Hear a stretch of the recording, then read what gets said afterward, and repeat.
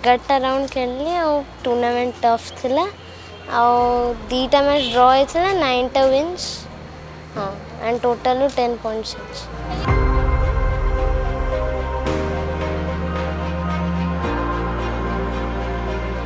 सी पाखापाखि प्रतिदिन 6 ରୁ 8 घंटा जाके परिश्रम करे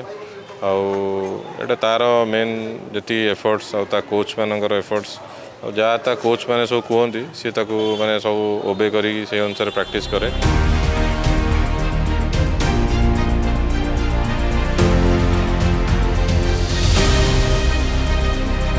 अंडर 19 से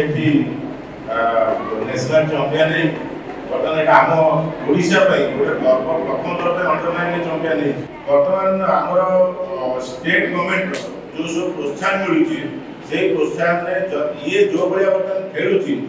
गवर्नमेंट जो भाया आमको सपोर्ट दूसरी ये जब ठीक ठाक चलला ये निश्चित भाव आगामी वर्ष भितर आईएफ एवं आगामी आउ वर्ष 2 वर्ष भितर से निश्चित भाव जीएम एथरे कौन द्विमत नहीं।